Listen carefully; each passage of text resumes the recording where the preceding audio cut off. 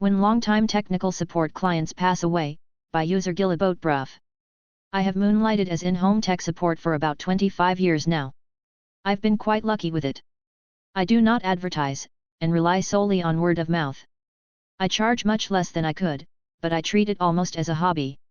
Some months I may make $500, some months I might make $50. Whatever it is, I just consider it bonus income.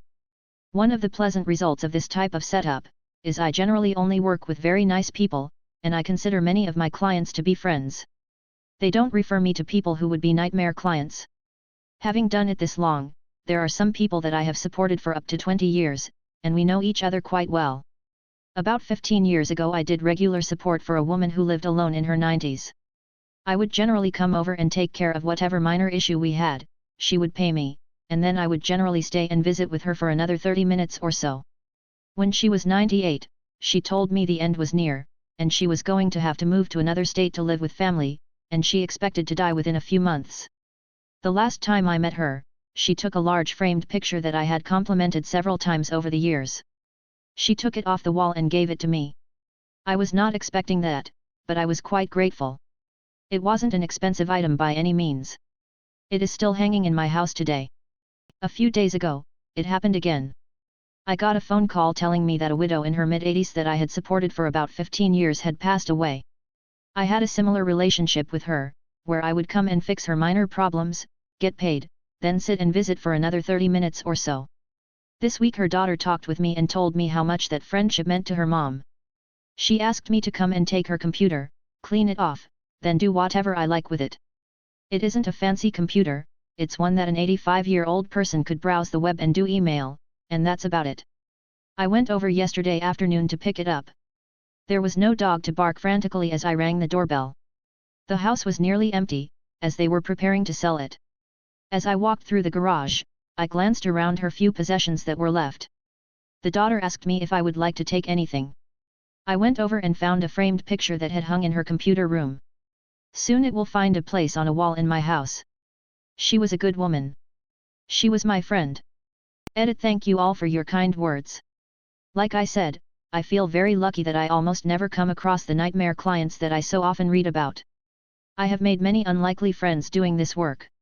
I've found that staying extra to visit with elderly clients brightens my day along with theirs. I cancelled the service and now I can't use the service anymore. Please help, by user Happy Dutchman. I, like many of us, provide support for, mostly, elder family members.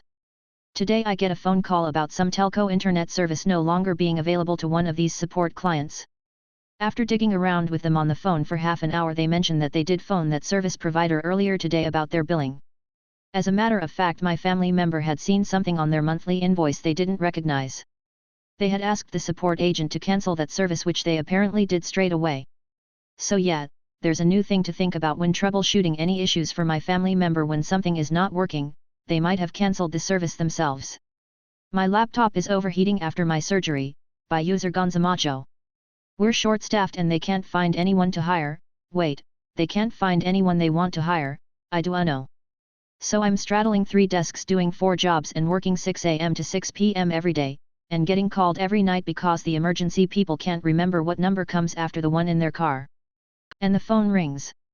Me, hello? This is the help desk, how can I help you today? Caller, yeah. Since my surgery, my work laptop has been overheating and it's causing my work to slow down, so can you fix that over the phone or do I need to give this thing to somebody so they can bring it to you to fix it or what? I quickly enter her run-on sentence into the ticket system as I think about what could be causing he laptop to overheat. Me, ma'am, before we begin can I ask if you are working from your bed, are you stationary from your surgery or are you able to move around? Caller, I'm posed to stay in bed for 10 days, so I'm working from my bed when I feel like it. TPT API tap away at the notes. Me, okay, do you have a lapboard, or a laptable, or is the laptop sitting on your lap?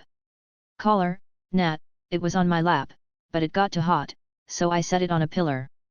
Brain break pause. Me, excuse me, did you say pillar?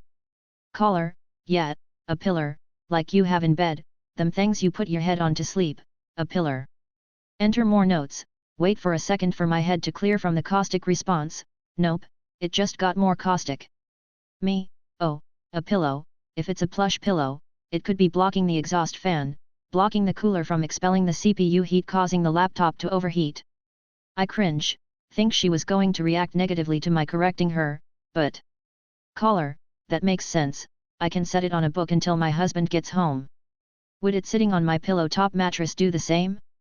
Me, if it's on, I mean if the laptop is turned on, and sitting on something that's blocking the bottom left side, yes, then it could cause it to overheat.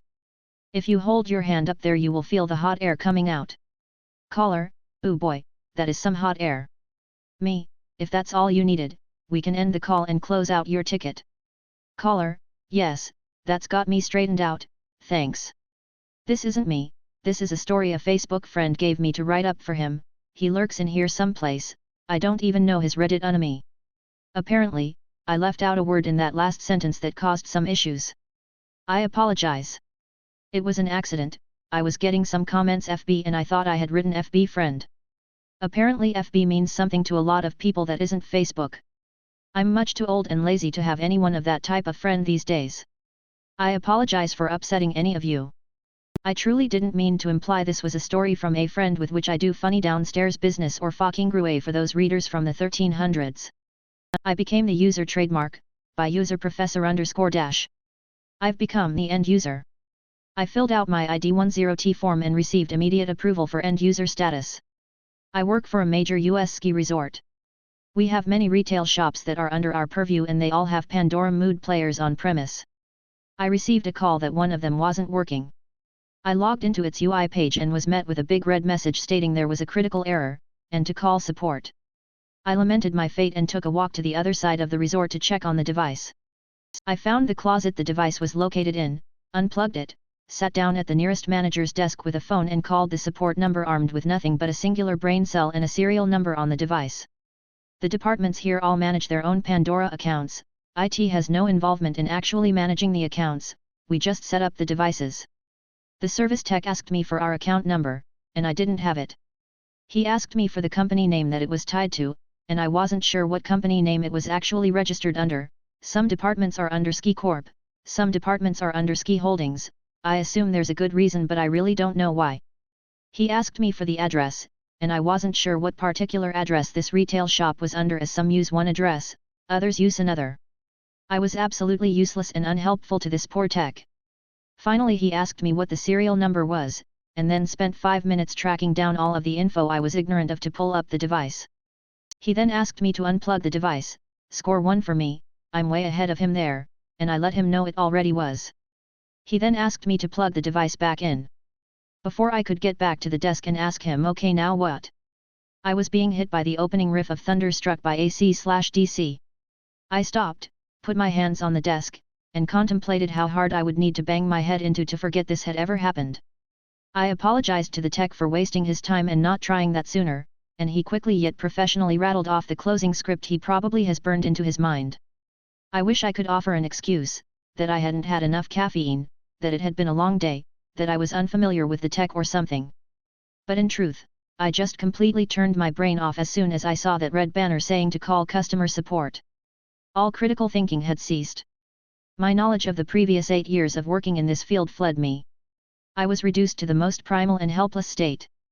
The wizardry of the magic music box turned me into not a computer person. I know a few of my coworkers browse this subreddit. If you read this, do me a favor and pretend you never saw it. But if you don't have a photo, did it even happen, by user Cockatiable. I was a new fruit technical advisor when a customer called in, 2018, pre-COVID. They were angry, making demands and threats. Once they calmed down, they finally explained their issue. They had been traveling through Europe and Asia for 12 months and had documented their trip with their top-of-the-line, latest iPhone with both photos and videos as they didn't want to carry a heavy DSLR with them. They have come home, logged into their iCloud account, only to find the last week of photos on their account. Completely missing majority of their 12-month trip. So here's what they were doing on their trip, they would take their photos and videos and when they next found a place with Wi-Fi, they would then upload the photos with iCloud Photo Library, wait until the Photos app status changed to updated and then delete all the photos in the Photos app and repeat the process. Town to town they did this for 12 months without logging into their iCloud account to check their photos.